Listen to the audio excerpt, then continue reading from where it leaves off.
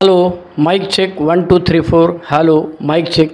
नमस्कार मित्रांनो, माझं नाव श्रीधर, मी एक दारुडे आहे. Hi everybody.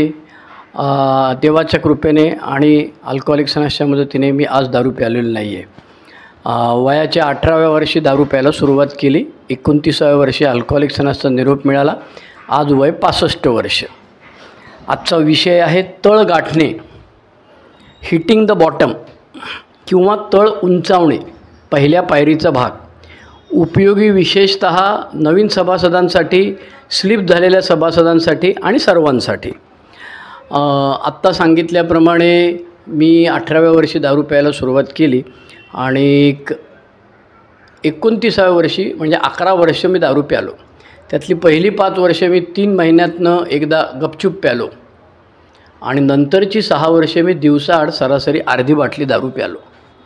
दारू प्याल्यामुळे काय काय धुलाई झाली ते मी आता सांगायचा प्रयत्न करेन. आजचा विषय आहे तळ गाठणे किंवा हिटिंग द बॉटम. आजची तारीख आहे 2 जानेवारी 2025. नव्या वर्षाच्या सर्व श्रोत्यांना शुभेच्छा. BW बिग बुकमध्ये आणि शिवाय 12 पायऱ्या 12 रूढी पुस्तकांमध्ये.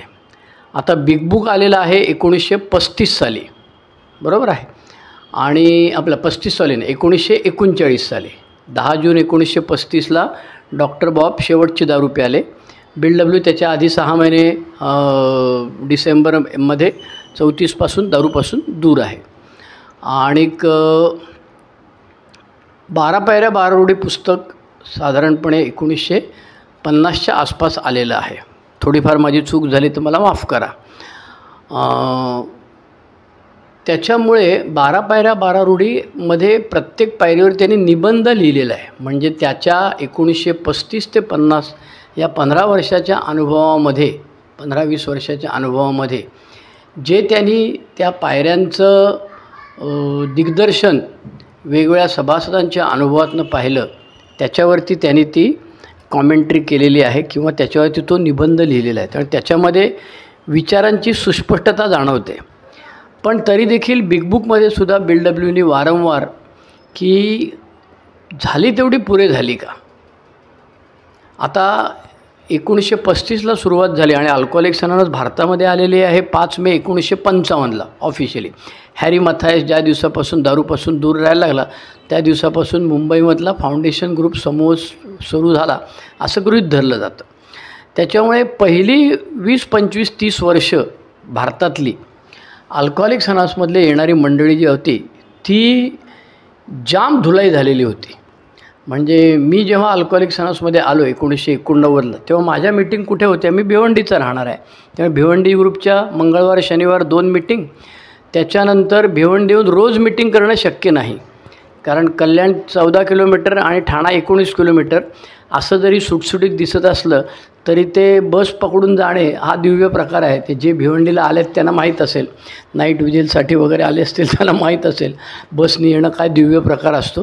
त्याच्यामुळे तो तास दीड तास आधी, तास दीड तास नंतर आणि प्रत्यक्ष प्रवास असं तो कार्यक्रम असायचा. लाईनमध्ये उभे राहणे, ST उशिरा येणे, ST ट्रॅफिकमध्ये अडकणे इत्यादी. त्यामुळे मी काय रोज मीटिंग केलेली नाहीत. मी नवप्रकाश ठाणे, रिवायवर ठाणे, कळवा, मुलुंड, पायस ग्रुप, त्याच्यानंतर कल्याण, डोंबिवली, JK स्वीकार ठाणे, हे एवढे मीटिंग त्यावेळेला होत्या. त्याच्यामध्ये मी मीटिंग केलेल्या आहेत. तर प्रत्येक ठिकाणी जायचो तेव्हा ते रोग सांगणारे किंवा अनुभव सांगणारे ठरलेले लोक असायचे. एक सेकंद जरा. त्यामुळे नवप्रकाशला आम्ही जेव्हा मीटिंग करायचो किंवा या सगळ्या मीटिंगमध्ये, तेव्हा ज्यांची जाम धुलाई झालेली आहे अशा लोकांना शेअरिंग दिलं जायचं किंवा अशा लोकांना अनुभव सांगायला सांगितलं जायचं. त्याचा हेतू असा यायचा की नवीन आलेल्या सभासदाला दारू पिऊन किती वाट लागू शकते त्याचं थोडंसं ऐकायला मिळावं आणि प्रत्यक्ष बघायला तोंडी त्या माणसाच्या अनुभवातून ऐकायला मिळावं म्हणून ते केलेलं जात असे.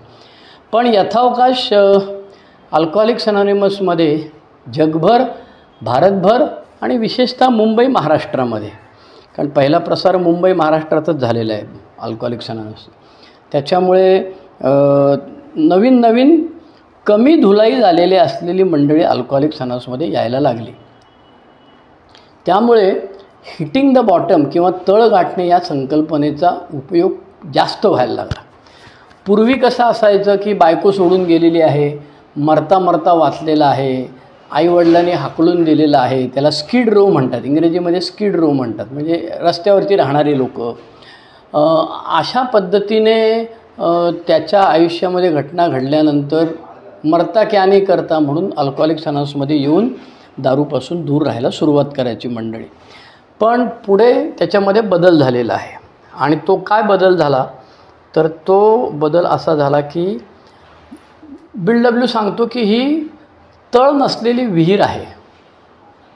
बरोबर आहे, तळ नसलेली विहीर म्हणजे किती खोल गेलात तरीसुद्धा तुम्ही त्याचे अंतिम परिणाम त्यांनी सांगितले मद्यपाश आजार सांगताना, अकाली मृत्यू आणि वेडेपण.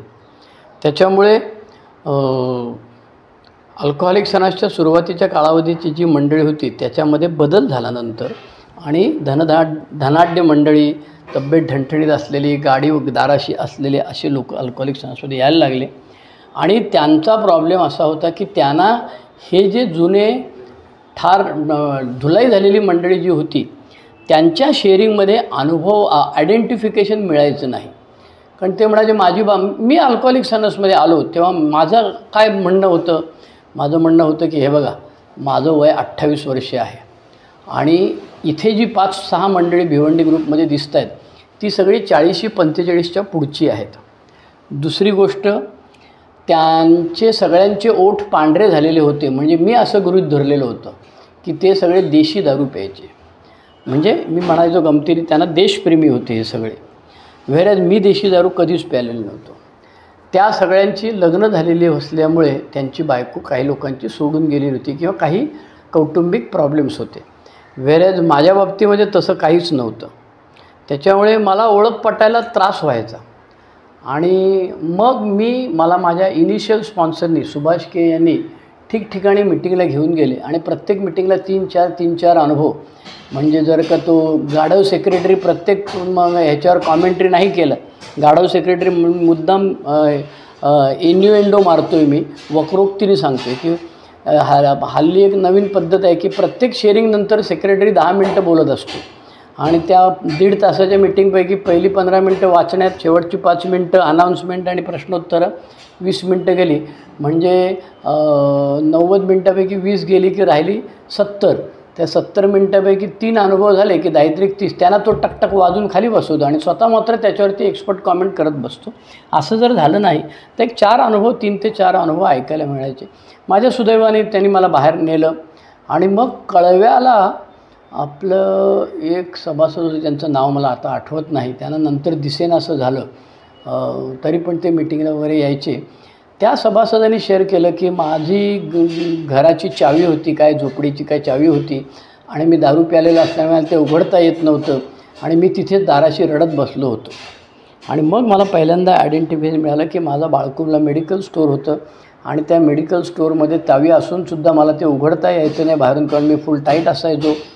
आणि मग मी तिथेच रडत बसायचो. किंवा कधीकधी तिथे बाहेर फुल हार बनवणारी पोरं बसलेली असायची. हारवाल्याचं दुकान होतं छोटंसं एक, आणि ती पोरं 2 वाजता 3 वाजता अशी पेंगत असायची, हार विणत असायची. आणि मग त्यांना सांगायचो मी. मग सुरुवातीला ते द्यायचे उघडून, नंतर त्यांच्या लक्षात आलं की अरे हा आता 2.5 कांड्यावर आलेला आहे, तर ते सांगायचे पहिला 50 रुपये देऊ सेट, तो दुकान खोले का, दरवाजा खोल के देत आहे.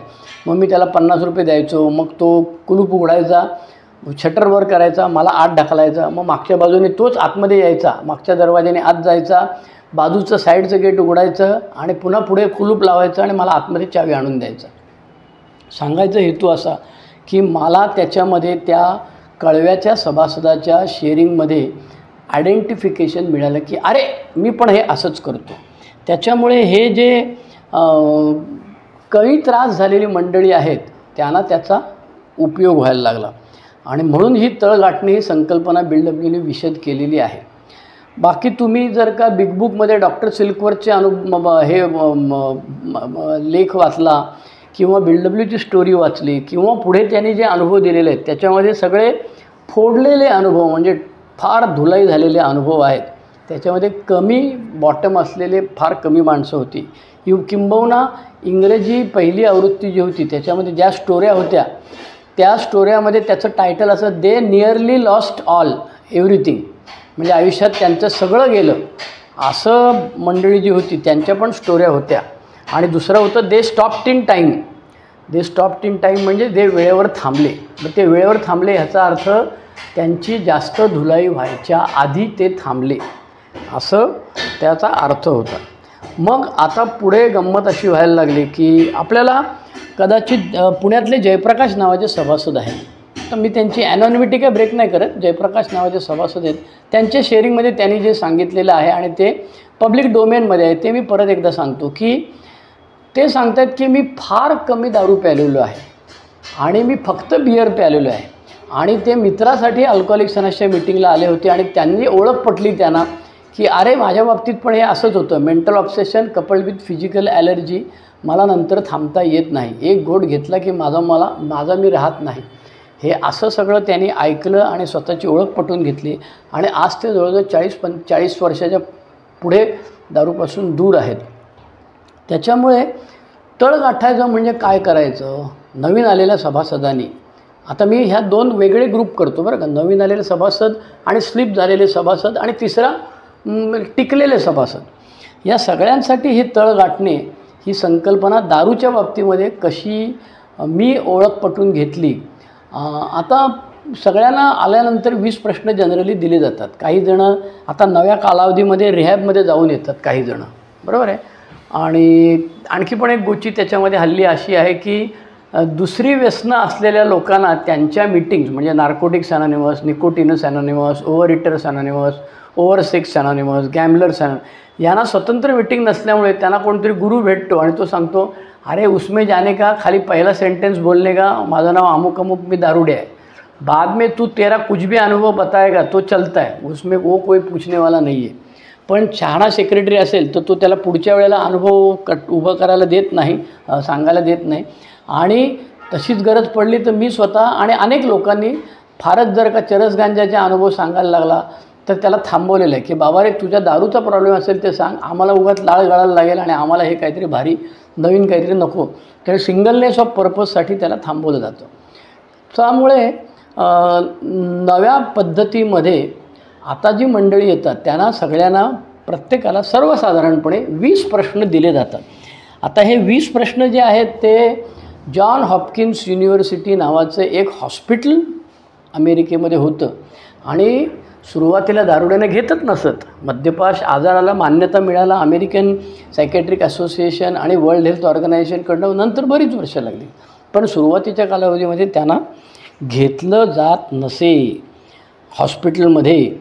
आणि तेव्हा मग ती जी स्पॉन्सरची संकल्पना आली ती तेव्हा आली की जो कोणी ह्याचा उरावर बसून त्याला कंट्रोल करेल त्याला स्पॉन्सर म्हणायचं, असं ते पूर्वीचं गणित होतं. आता त्याच्या अर्थात नंतर बदल झाला त्या संकल्पनेमध्ये.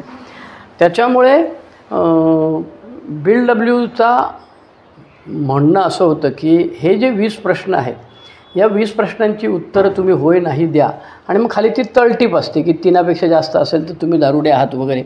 तर हे सगळं गणित आपलं नाही, अल्कोहोलिक्स अनॉनिमसचं नाही, जॉन हॉपकिन्स युनिव्हर्सिटीचं आहे. आपल्या वेबसाईटवर 12च प्रश्न आहेत, बरोबर आहे. त्याच्यामुळे ते त्या लाईन्सवरती घेतलेले आहेत आणि ते कमी करून त्यांनी 12 केलेले आहेत प्रश्न. या 20 प्रश्नांमधले काही महत्त्वाचे प्रश्न जे आहेत, मी जे ह्या थंबनेल जे दाखवलेलं आहे ह्याची पाटी जी बाहेर दिसते ह्या व्हिडिओची, तुम्हाला यूट्यूबवर गेल्यावर पहिला कुछ सेकंद के लिए ती चालू व्हायच्या आधी ती पाटी दिसते, नंतर ती पाटी दिसत नाही. ती दिसू शकेल पण त्याचं तंत्रज्ञान काय मला अवगत नाही आहे आणि मला ते शिकायला पाहिजे, पण मी अजून तरी काय शिकलेलं नाही. त्याच्यामुळे त्याच्यावरती मी पहिलं थंबनेलमध्ये त्या लिहिलेलं आहे की अल्कोहोलिक्स अनॉनिमसच्या मीटिंगमध्ये आल्यानंतर जे तुम्हाला 20 प्रश्न दिले जातात त्या 20 प्रश्नांमध्ये सगळ्यात महत्त्वाचा प्रश्न असतो जो काहीतरी क्रमांक त्याचा आता वेगळा आहे. आत्ता माझ्याकडे रेफरन्सला काहीच नसल्यामुळे मी काय सांगू शकत नाही. मी आत्ता भिवंडीला आहे, माझं मूळ घर भिवंडीला आहे आणि त्या भिवंडीच्या घरामध्ये थोडं काम आहे ह्याचं वगैरे, त्यामुळे त्याच्याकरता मी इथे थांबलेलो आहे. तर आत्ता अरुण भाऊंचं तळ गाठण्यावरती अनुभव कथन वाचलं मी आणि मला सुरसुरी आली. म्हटलं चला आपण या विषयावरती आपले अनुभव सांगूया आणि इतरांच्यासाठी स्टँडर्ड मार्गदर्शन BLWने काय केलेलं आहे ते बघूया. तर पूर्वीच्या काळी अल्कोहोलिक्स अनॉनिमसचे जुने सभासद आम्हाला विचारत असत, म्हणजे मी आलो तेव्हा, काय मग जिरली का कधी विचारायचे ते त्या तो स्लिप बीप झालेला असला आणि तो परत आला की त्याला विचारायचे जिरली का, किंवा नवीन आलेल्या सभासदाला पण विचारायचे जिरली का. हल्ली जरा सोंबर झालेला आहे सगळीकडेच, कारण लोकांना लगेच राग येतो, तुम्हाला असं बोललं म्हणून मी ह्या मिटिंगला जाणार नाही वगैरे. पूर्वी तेवढं नव्हतं. पूर्वी ओल्ड टाईमवर जे बोलायचे ते ऐकून घेतलं जायचं सगळे आणि त्याच्यातनं शिकायचा प्रयत्न करायचे सगळीच मंडळी. पण जिरली का विचारल्यानंतर भयानक राग यायचा की हा कोण मला विचारणार माझी जिरली की नाही ते, माझं मी बघून घेईल ना चायला, ह्याला काय घेणं नसरे देणं नसरे, कशाला मला विचारतो, असं असायचं. पण ते 20 प्रश्न म्हणजे मला माझ्या इनिशियल स्पॉन्सर सुभाष के आणि पहिले स्पॉन्सर विश्वनाथ गुरुजी त्यांनी सांगितलेलं होतं की ह्या 20 प्रश्नांचा प्रत्येक प्रश्नाचं उत्तर फुलस्केप कागद घ्यायचं आणि त्याच्यावर लिहून काढायचं. आणि त्याचा मला प्रचंड फायदा झाला. ती आयडिया मी आजही माझ्या जवळपास असलेल्या सभासदांना मी सांगायचा प्रयत्न करतो की बाबा रे, फुलस्केप कागद घे, पेन घे आणि एक एक प्रश्न एक एक फुलस्केपवर लिहि, म्हणजे त्याला ॲड करता येईल, तुला नवीन कागद जोडता येईल. वही घेऊ नकोस किंवा नोटबुक किंवा पॅड घेऊ नकोस, त्याच्याऐवजी त्या 20 प्रश्नांना असं करतो. पहिला प्रश्न मला जो सगळ्यात आवडतो आणि मी जो आजूबाजूला पाहिला की ज्यांची धुलाई झाल्यानंतर, तो आहे शारीरिक. आता मी अल्कोहोलिक्स अनॉनिमसमध्ये आलो तेव्हा मला सलाईन लावायला लागायची, पण मी म्हणायचो मला हॉस्पिटलमध्ये नाही जावं लागलं, कारण माझं स्वतःचं मेडिकल स्टोअर असल्यामुळे मी तिथेच डॉक्टरला बोलवायचो आणि सलाईन लावायचो. आणि अल्कोहोलिक्स अनॉनिमसमध्ये जो सांगतात वेडेपणा, मला वाटायचं वेडेपणा म्हणजे दगड मारणे, पण काही दिवसानंतर मला लक्षात आलं वेडेपणा म्हणजे माझ्या वागण्यातलं वेडेपणा होता. दारू पिण्यामुळे मला उलट्या व्हायच्या आणि शौचाला व्हायचं पातळ आणि पोटामध्ये काहीच ठरायचं नाही. काही प्यालो की उलटी किंवा संडास वाटे बाहेर यायचं. अगदी चहा प्यालो तरीसुद्धा, चहा प्यायचंच नाही म्हणा अर्थात दारू पिताना, पण समजा प्यालो तरीसुद्धा. आणि त्याच्याकरता मला सलाईन लावायला लागायची. डॉक्टर दवाखान्यात आपल्या दुकानात येऊन सलाईन लावून जायचा आणि सांगायचा की मी येतो रात्री 9 वाजता, दवाखाना बंद केलं की येतो.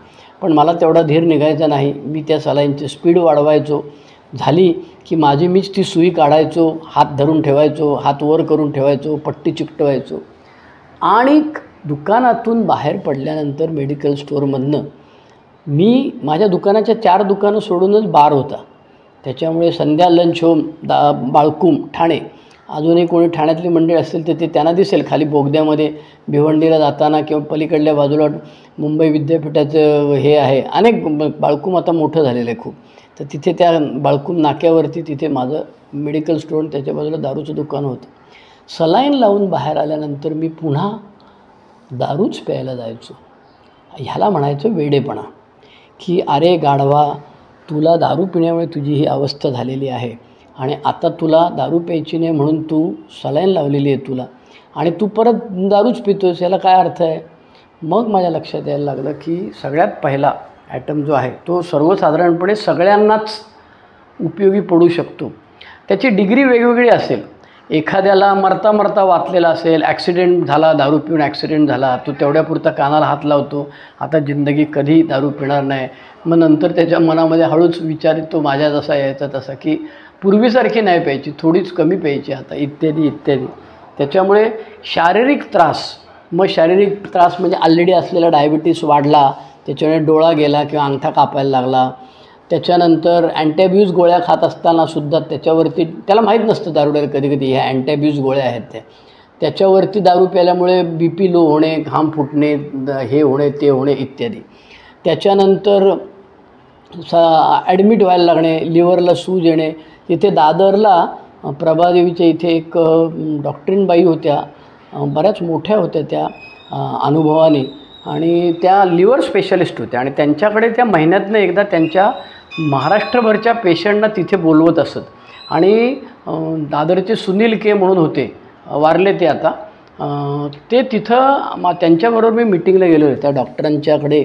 आणि त्या डॉक्टरीनबाई स्वतः काहीच बोलायच्या नाही. मिटिंग सुरू झाल्यावर, मिटिंग सुरू व्हायच्या आधी त्या पेशंटला विचारायच्या काय कसं काय वगैरे वगैरे. लिव्हरचे पेशंट असायचे आणि मग त्यांना अल्कोहोलिक अनॉनिमसच्या मीटिंगला बसायला सांगायचे आणि आम्हाला अनुभव कथन करायला लावायचे. सांगायचा हेतू असा की शारीरिक तळ गाठणे हे आवश्यक आहे. झाली तेवढी धुलाई पुरे झाली, ह्याच्यापेक्षा आणखी माझी वाट लावून घ्यायची नाही. सतीशच्या बरोबर सतीशची मुलगी डॉक्टर होती. सतीश पण आज आपल्यामध्ये नाही, ईश्वर त्याच्या आत्म्याला शांती देव. सतीशची मुलगी डॉक्टर होती आणि ती आम्हाला सांगायची की अमक्याला 12 स्टेप करा. ती नवी मुंबईच्या हॉस्पिटलमध्ये डॉक्टरीनबाई होती आणि तिथे आम्ही त्या माणसाला भेटायला गेलो. अंगावर काटा येतो, केस उभे राहतात अजूनही माझे. सतीश आणि मी गेलो तेव्हा तो माणूस बेडवरती असं त्याच्या त्या लाकडाची फळी ठेवलेली होती आणि तो जेवत होता आणि बकासूर कसा जेवत असावा त्याची कल्पना मला आली. तो ताटाच्या बाहेर सांडत होता आणि बका बका भात बीत सगळं खात होता आणि तो पोरगा पूर्णपणे पिवळा झालेला होता आणि त्याच्या कातडीच्या खाली एवढं पिवळं जमा झालेलं होतं लिक्विड. म्हणजे मला वाटायचं, भीती वाटली तेव्हा की ह्याला जर कुठे टच केला मी आणि त्याच्याने त्याची ती कातडी फुटली तर ते पिवळं पाणी आपल्या अंगावर उडेल, एवढा तो पिवळा झालेला होता. त्याला आम्ही 12 स्टेप कॉल केला पण त्याची अवस्था फारच गंभीर होती आणि मुलींनी सांगितलं 4 दिवसानंतर की तो गेला म्हणून. त्याची काही दारू थांबवायची इच्छा पण नव्हती आणि एवढ्या स्टेजला आलेला होता तो. त्याच्यामुळे शारीरिक अवस्था झाल्यामुळे, बिकट झाल्यामुळे दारू पिऊन मेलेले अनेक लोक आहेत. आमच्या भिवंडीला अशी बाहेर पाटी लावायची पद्धत आहे नाक्यावरती की अमुक अमुक यांचा मुलगा किंवा यांची बायको जे काय असेल ते अल्पशा आजाराने वारले, बरोबर आहे, देवाज्ञा झाली. तर अल्पशा आजार जो बऱ्याचदा असायचा तो दारुड्यांच्या बाबतीतला आहे. कारण दारू पिऊन मेला असं लिहिता येत नाही, समाज मान्यता नसल्यामुळे दारू पिण्याला तसं लिहित जात नसायचे. पण असंख्य सभासद दारू पिऊन मिळाले. माझ्याबरोबर आलेला माझा ड्रिंकिंग पार्टनर, म्हणजे पहिल्यांदा आयुष्यात आम्ही जे दारू प्यालो 11 जणं थिएटरमध्ये सगळेजणं मिळून एकत्र, त्यातल्या दोघांनी नाही म्हणून सांगितलं आणि त्या उरलेल्या 9पैकी आम्ही 2 बेवडे झालो. मी एमध्ये टिकलो. तो संजय म्हणून माझा बरोबर मित्र होता, तो 2 वर्ष सोबर होता, नंतर स्लिप झाला. तलाठी होता तो भिवंडीचा आणि तो दारू पिऊन वारला. त्याच्यामुळे शारीरिक धुलाई किंवा शारीरिक त्रास दारू पिण्याचा काय होतो, दारू पिऊन ॲक्सिडेंट झाला हा एक वेगळा अंग असतं आणि दारू पिण्यामुळे लिव्हर सुजली, दारू पिण्यामुळे आजार होतात, दारू पिण्यामुळे हे झालं ते झालं, BP वाढला, साखर कमी झाली, साखर वाढली, अनेक दारू पिण्यामुळे आजार होतात. तुम्ही हॉस्पिटलमध्ये गेलात तर दारू पिण्यामुळे होणारे परिणाम किंवा सरकारी दारूबंदी योजना ज्या असतात त्याच्यामध्ये ते दाखवलं असतं. लिव्हरला त्रास होतो, ह्याला त्रास होतो, केस पांढरे होतात, स्मृतिभ्रंश होतो, ऐकायला कमी येतं, दिसतं कमी. त्याच्यामुळे ह्याच्यामध्ये अल्कोहोलिक अनॉनिमसमध्ये आलेल्या प्रत्येक सभासदांनी आपल्या कुवतीनुसार आपल्याला जे झालं आहे त्याप्रमाणे तो तळ गाठला आहे की नाही ते शोधायचं. तळ गाठायचा आहे म्हणजे काय करायचं, काही लोकांच्या बाबतीमध्ये तळ उंचावाला लागेल, बरोबर आहे. आता मी हे जे अनुभव सांगितले, आमचे सुभाषके सांगायचे की मरता मरता वाचलो, डॉक्टरने सांगितलं आता प्यालाच तर मरशील वगैरे वगैरे. असे अनुभव असलेले असंख्य सभासद तुमच्या ग्रुपमध्ये दिसतील. त्यांच्या बाबतीमध्ये जसं झालं तसं झाल्यानंतर मग मी माझी दारू बंद करीन असा एक वेडा विचार न चुकता माझ्या मनामध्ये, दारुड्याच्या मनामध्ये, प्रत्येक नवीन सभासदाच्या माझ्या मनामध्ये, संभाव्य सभासदाच्या मनामध्ये, प्रॉस्पेक्ट ज्याला म्हटलेलं आहे, असा विचार नक्की येतो. आणि त्याच्यावरती इलाज असा आहे, BW म्हणतो you have to raise the bottom, म्हणजे तळ उंचावायचा आहे. त्याचा तळ गाठायची तुम्हाला आवश्यकता नाही, तुमच्यासाठी हा तळ उंचावायचा आणि कल्पना करायची की आपल्याला तळ गाठला, आपण आपले पाय जमिनी त्या तळाला लागले आणि आता परत वर यायला पाहिजे. समुद्रात उडी मारणारे किंवा पाण्यात उडी मारणारे लोक खाली खाली जातात, तळाला पाय लावतात आणि पुन्हा वर येतात. तसं हा जो तळ आहे शारीरिक तो खतरनाक आहे.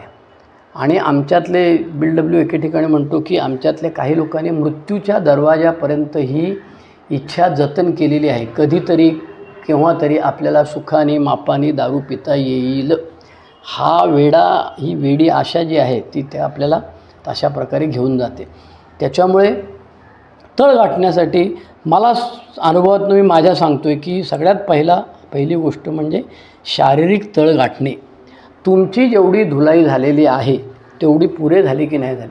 तुम्हाला हॉस्पिटलमध्ये ॲडमिटच करावं लागलं पाहिजे असं नाही. ॲसिडिटी झाली, झोप येत नाही, उठल्यानंतर काहीतरी कळमळल्यासारखं होतं, कामावर जायची इच्छा नाही, पोट साफ होत नाही, असे अनेक शारीरिक अंग आहेत. तुम्हाला काय होतं आणि तेवढं झालं तेवढं पुरे आहे का हे एमध्ये सांगतात लोक, खतरनाक अनुभव. तसं होईपर्यंत थांबायचं आहे, हा निर्णय प्रत्येक सभासदाने घ्यायचा असतो. त्यामुळे पहिला मी ज्याच्याबद्दल बोललो तो शारीरिक तळ गाठणे.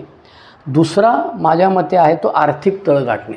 आता बऱ्याच सभासदांच्या बाबतीमध्ये खूप पैसे आहेत किंवा खूप पगार मोठा आहे आणि खूप श्रीमंत माणूस आहे, बापदादाची प्रॉपर्टी आहे, अशा लोकांच्या बाबतीत आर्थिक तळ गाठणे खूप कठीण होऊन बसतं. पण सर्वसाधारणपणे नोकरी करणारा मध्यम प्रकारचा माणूस जो असेल, त्याची नोकरी गेली किंवा नोकरीमध्ये काय शोकॉज नोटीस दिली. अरे मी मेडिकल रिप्रेझेंटेटिव्ह, दारू पिऊन चायला दुपारी 2 वाजता मी एका डॉक्टरकडे गेलो आणि त्या डॉक्टरीन बाई ते PhD होती बाहेर, तो मोठा पेडिट्रिशियन होता, नाही हे होता फिजिशियन होता, हार्ट स्पेशलिस्ट होता. त्या डॉक्टरीन बाईंचे आज डॉक्टर उशिरा आले त्याच्यामुळे 2 वाजता काय भेटणार नाही, अजून 1 तास 1.5 तास तरी लागेल. आता मी मनात केलं 1.5 तास घरी जाऊन परत यायचं, औरंगाबादला मी मेडिकल, तर त्रासदायक आहे. म्हणून मग मी काय केलं, चल 1 बियर मार्के आएगा, आणि मग मी बियर पिऊन गेलो. 1 बियर पिऊन काय थांबत नाही, दारुड्या 2-3 बियर झाल्या असाव्यात माझ्या.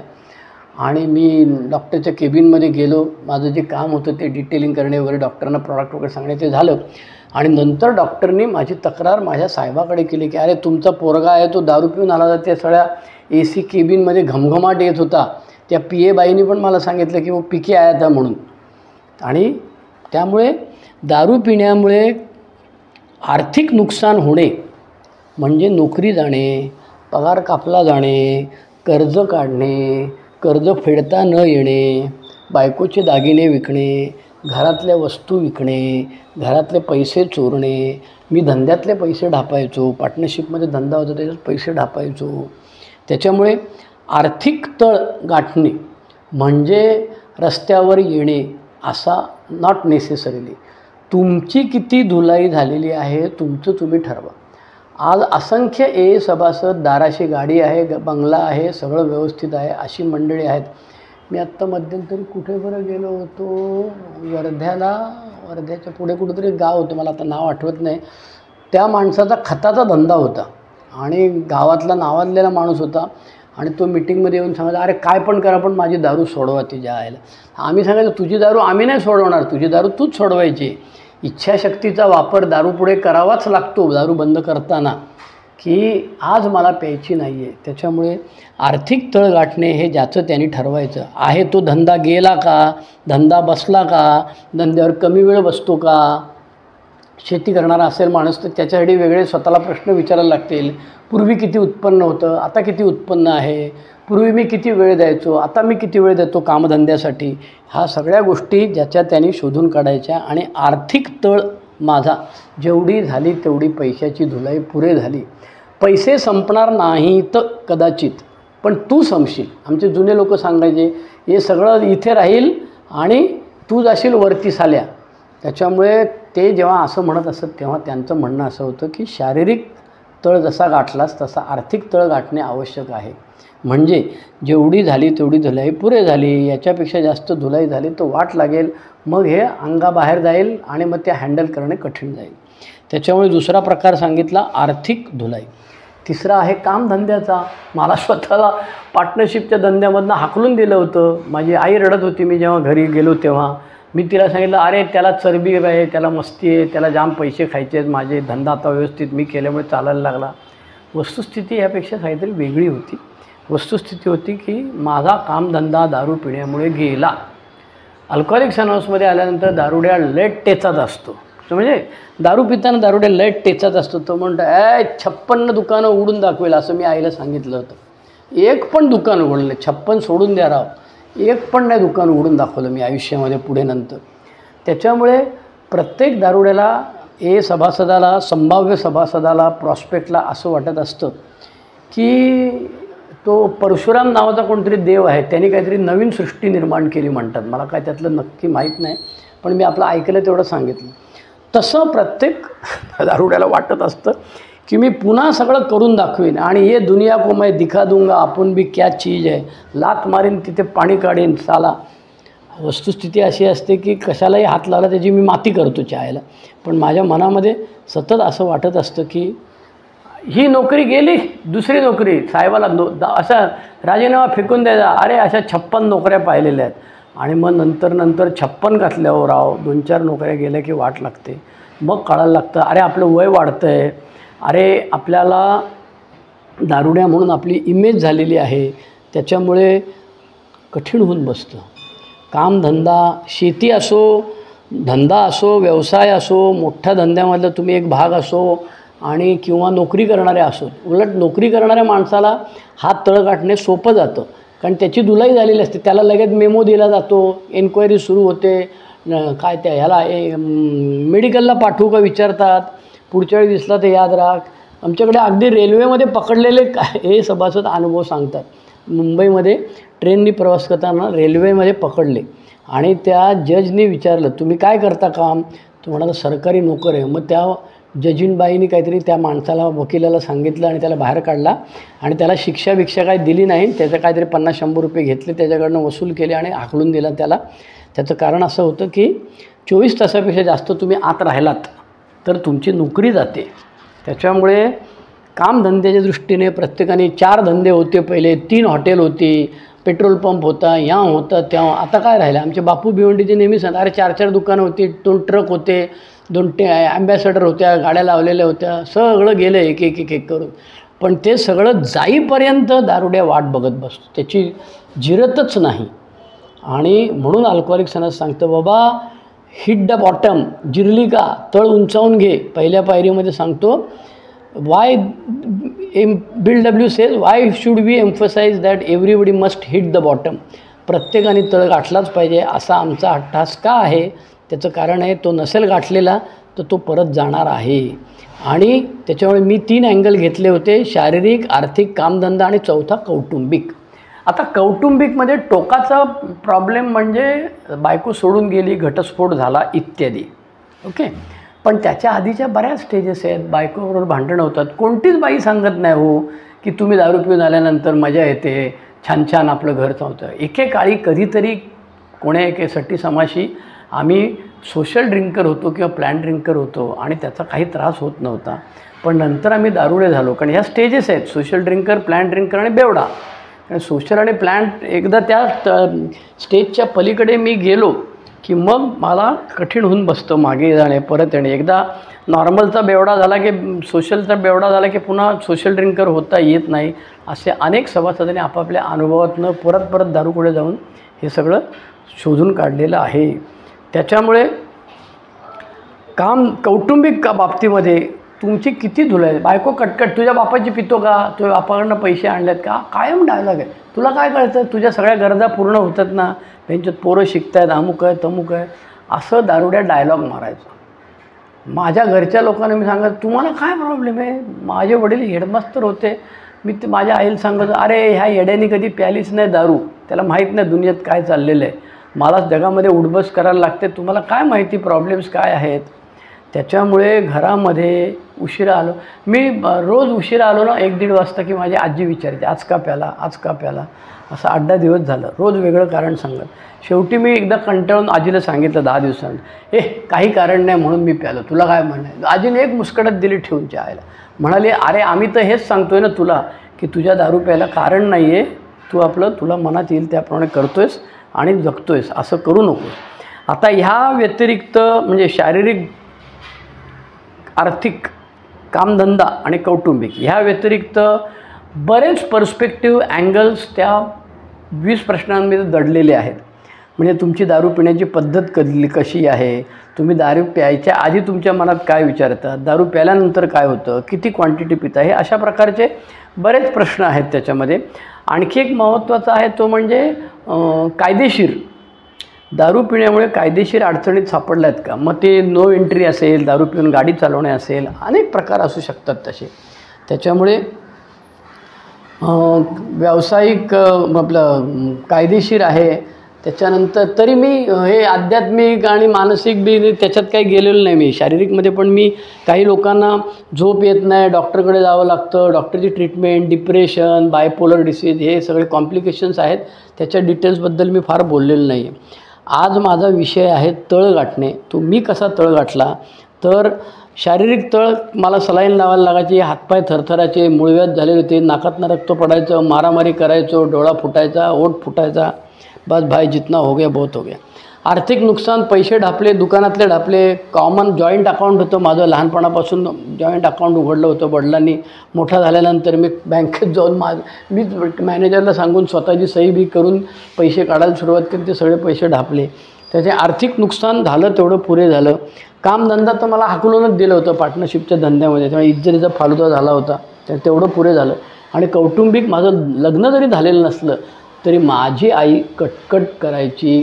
कारण मी पिऊन आल्यानंतर माझी आई, आमचं जुनं घर होतं तर आमच्याकडे लाकडाचे खांब होते मध्ये घरामध्ये, असे पिलर नाही म्हणतात त्याला, काहीतरी म्हणतात त्याला, खांब, लाकडाचा खांब. मी काय केलं, मी लुंगी बांधायचो. मी अंडरपॅन्ट कधी घातलेलं नाही घरामध्ये किंवा लेंगा नाही घातला फारसा, लुंगी बांधलेली लहानपणापासून, त्याच्या म्हणजे समज आल्यापासून.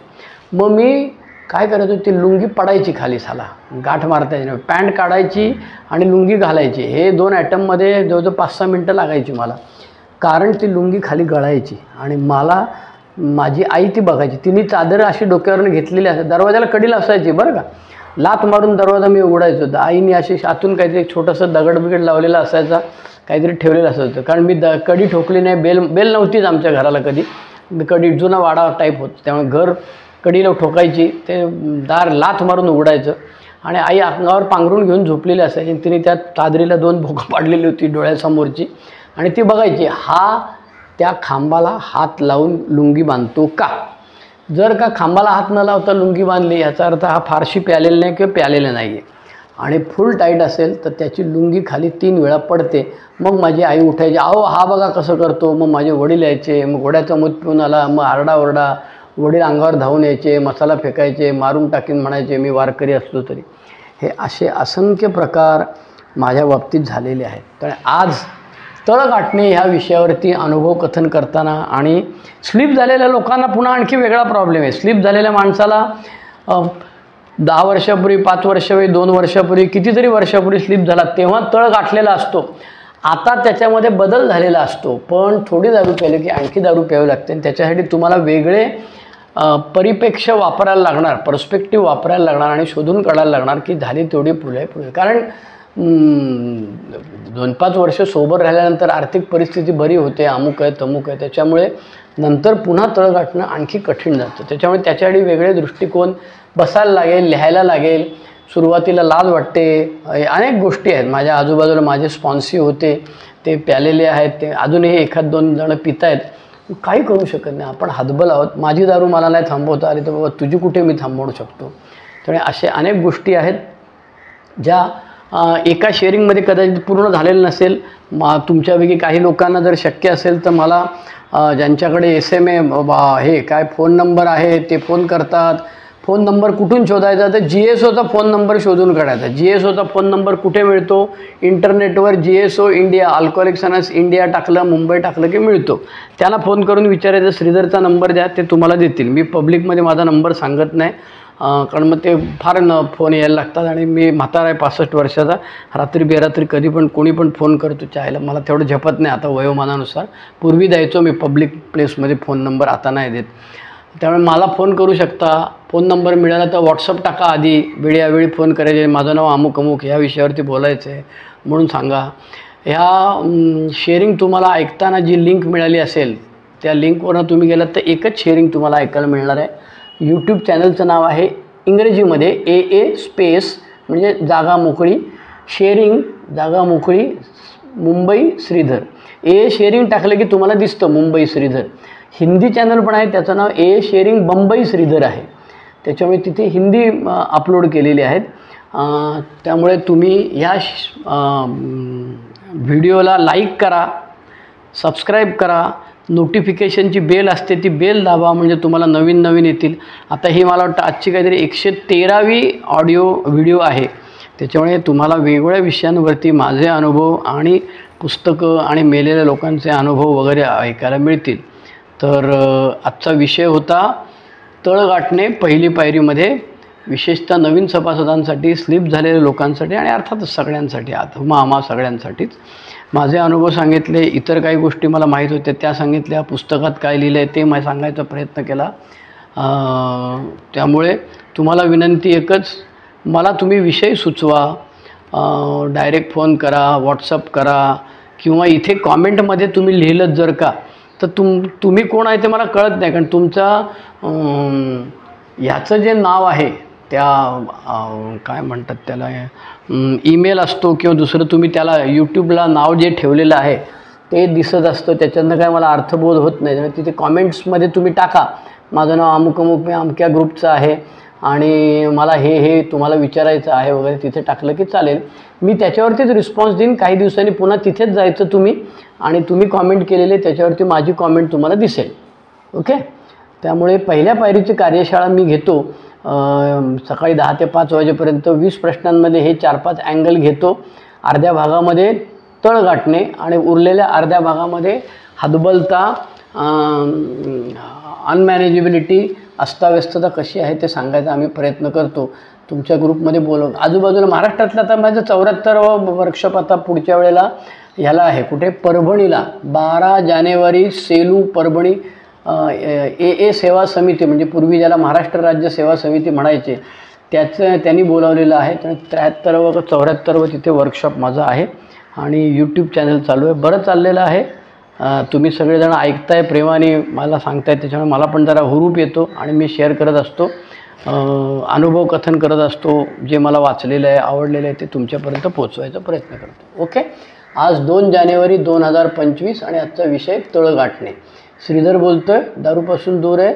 आज ऐकलं तुम्ही त्याबद्दल आभार आहे. देवा, जी परिस्थिती आम्ही बदलू शकत नाही ती स्वीकारण्यास मनाची प्रसन्नता आम्हाला दे. जी परिस्थिती आम्ही बदलू शकतो ती बदलण्याचे धैर्य आम्हाला लाभू दे आणि अशा परिस्थितीला भेद जाणण्याचे ज्ञान आम्हाला दे.